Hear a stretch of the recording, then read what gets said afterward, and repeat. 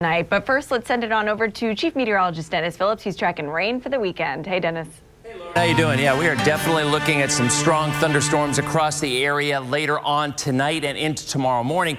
I mean, you look live at Titan Doppler radar right there, and you can see that large area of rain, and it's definitely winding down after the heavy rain that we started off there at the afternoon and into the evening. But overall, we continue to see showers across the area, and eventually, I think tomorrow morning, we're going to see more of them come into our general vicinity. But it's going to be one of those deals that you are not going to have rain all day long. It's going to be off and on rain with mostly cloudy skies right on through the day. Now you see there's a live look at the satellite picture from early on. And while we had clouds today, it was dry until mostly about 2, 3 o'clock. And then all of a sudden, everything just opened up from south to north. And overnight tonight, models are showing we'll see another round first thing tomorrow morning. Now, in terms of how long this lasts, any given spot, maybe an hour to 90 minutes, and then it moves through. So really the way that you play out the morning forecast is you get up, you check radar. Jason will be in here first thing in the morning, and then we'll see some breaks, and then a few more showers develop. And that's pretty much the way this plays out right through the weekend. Now, our concern on Sunday, while there will be some rain out there, is the fact that an onshore flow may give the slight chance of a few areas of storm surge. What are we talking about? Well, maybe water rising 1 or 2 feet along the coast from Citrus and Hernando County. And the reason is, it's not that this is a particularly strong storm, winds of 45 miles an hour, but it's big, and it's pushing that water inland. So if we get some rain in our area, that rain cannot drain into the Gulf because this is pushing it in along coastal areas. And at high tide on Sunday afternoon, it will likely be the highest probability for some of that water coming into the coastal area. So it's not a huge deal, but it is something that we're going to have to watch, because even down into the Bay Area and Tampa Bay itself, there could be a rise of maybe a foot or two at high tide and Sunday afternoon. So there's the latest. Winds now of 45 miles an hour. It's up 5 miles an hour from last time. And its motion, this is good, north at 14. So it's not a slow mover. So because of that, it won't have a chance to dump a ton of rain along the Carolina and eventually the Louisiana coastline as this goes all the way in to the southeast. So bottom line, we still have that storm surge watch in effect until Sunday afternoon or Sunday night for the probability of some water rise then. But otherwise, we're getting some new data in. I'll crunch the numbers and I'll have it for you at how it impacts the timing of any outdoor plans this weekend. That's all coming up in just a couple of minutes. Jameson? I will see you shortly. Thank you, Dennis. We want to get to some breaking news now. A deadly crash involving a pedestrian has shut down Tamiami Trail in Sarasota. This is near the Central Sarasota Parkway. Florida Highway Patrol troopers are investigating what happened there.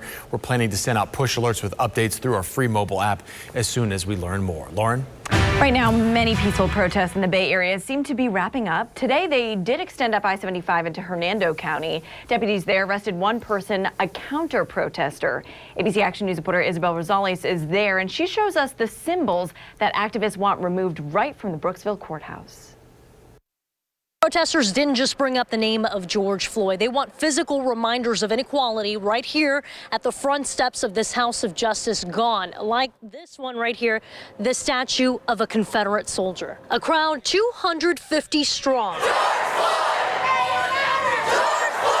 Young activist L'Oreal Davis takes the mic. We're not here to create a problem. We're here to create a change. And if you can't get with the movement, sir, then get behind it. They say they're tired. If Black lives don't matter, all lives don't matter. Of seeing this replay again and again. I've been watching black men get slaughtered on TV by police for years now. So this is not new. She thinks the sheriff's office can start with mandatory body cameras. Plus, we need to have a more diverse department within our Hernando County Sheriff's Office because it's not diverse at all. I don't see a lot of deputies and officers in my skin color.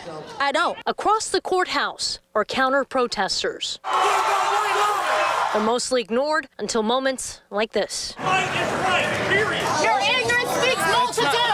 This counter-protester ended up in cuffs. Deputies say he pulled out a machete after trying to start a fight. I'm not here for none of the looting and the rioting and none of the negative energy. Online on change.org, 15,000 signed a petition to remove what's been called the hanging tree, with claims it was used for lynching. Another symbol protesters want gone is this marble statue of a Confederate soldier, both in front of the courthouse. So we need to start removing the stuff that symbolizes bondage. And the city of Brooksville is full of symbolism with with bondage. The Hernando County Sheriff's Office posted on social media warning people against misinformation online. And on their side, they say they will not tolerate violence or unnecessary force by their deputies. In Brooksville, I'm Isabel Rosales, ABC Action News. Now to Tampa, where the city is promising more training programs for officers later this year. This announcement happened one day after protests escalated between protesters and police, leading to arrests. In one video, an officer pulled a 17-year-old girl to the ground and pinned her down before spraying the crowd with pepper spray. Protesters say it was unprovoked, while Tampa's police chief says the teen tried to hit officers with her umbrella.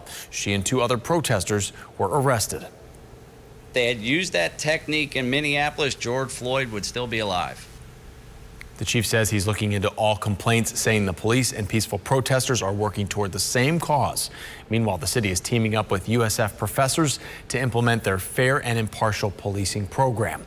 Protesters marched through the wet streets of Tampa tonight, at times going at odds with not with police, but downtown traffic. ABC Action News reporter Ryan Smith takes us through the day's most powerful moments.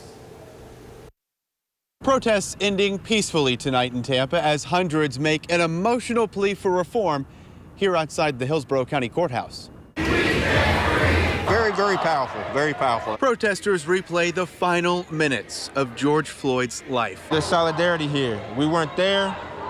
Thankfully, we weren't all there. Thankfully, we don't have to go through that, but it happened. It needs to stop happening. This man, like so many others, laid flat on the ground in a powerful show of support outside the county courthouse. The man was on the ground for 9 minutes without being able to breathe. And all man had to do was move his knee 2 inches to the left or 2 inches to the right. And the man is not here anymore because of that. Friday marks the 7th night of protests across the city of Tampa. Hold them accountable! The largest crowd calling for change at Curtis Hickson Park. It's there where tense moments unfold as a group blocks traffic during afternoon rush hour. Organizers quickly step in and promise agitators will be kicked out. Keep everything peaceful. Tampa police once again urging peaceful protesters to point out anyone looking to create chaos. This man explains why so much is at stake right now. Growing up as a black man, it's much different than how you would grow up or how even my girlfriend would grow up. It's tough every day knowing that you might have to fight for your life just coming out here on the street. Unlike previous nights, we saw no obvious police presence, a positive sign these protesters made their voices heard without clashing with officers. In Tampa tonight, Ryan Smith, ABC Action News.